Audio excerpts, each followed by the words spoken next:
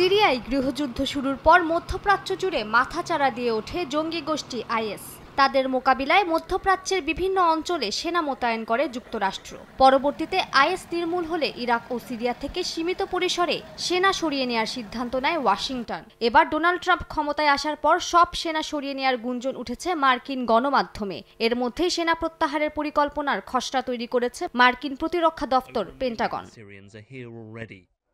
পেন্টাগনের দুই উচ্চপদস্থ কর্মকর্তা মার্কিন গণমাধ্যম এনবিসিকে জানিয়েছে, সম্প্রতি প্রেসিডেন্ট ডোনাল্ড ট্রাম্প ও তার ঘনিষ্ঠ কর্মকর্তারা সিরিয়া থেকে মার্কিন সেনা প্রত্যাহারের বিষয়ে আগ্রহ প্রকাশ করেছেন। সেনা প্রত্যাহারের সময়সীমা 1 থেকে 3 মাসের মধ্যে হতে পারে বলে ধারণা করা হচ্ছে, যদিও পেন্টাগনের পক্ষ থেকে কোনো বক্তব্য দেওয়া হয়নি।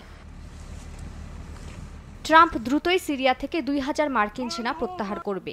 এর মধ্যেই এমন বার্তা ইসরায়েলে পাঠিয়েছে হোয়াইট হাউসের ঊর্ধ্বতন কর্মকর্তারা। ইসরায়েলকে অবহিত করা হলেও এ বিষয়ে মার্কিন সমর্থিত কুর্দি গোষ্ঠী এসডিএফকে কিছুই জানানো হয়নি বলে মন্তব্য করেছেন সংগঠনটির মুখপাত্র। আইএস এমন সুযোগের অপেক্ষায় ছিল বলে মন্তব্য করেন তিনি। এই সিদ্ধান্তের বাস্তবায়ন হলে আইএস আবারও মাথাচাড়া দিয়ে উঠতে পারে বলেও শঙ্কা তার। এদিকে সিরিয়ার অন্তর্বর্তী সরকারের প্রেসিডেন্ট আহমেদ আল শারার সঙ্গে টেলিফোনে কথা বলেছেন ফরাসি প্রেসিডেন্ট ইমানুয়েল ম্যাখো। স্থানীয় সময় বুধবারের ওই টেলিফোন আলাপে সিরিয়ার ভবিষ্যৎ নিয়ে আলোচনা হয় বলে জানা গেছে। এছাড়া দামেস্কের ওপর আরোপ করা আন্তর্জাতিক নিষেধাজ্ঞা প্রত্যাহারের বিষয়েও আলোচনা করেন তারা। এ সময় শারাকে ফ্রান্স সফরের আমন্ত্রণ জানান ম্যাখো। মালিহা সুহরাওয়ার্দী, সময় সংবাদ।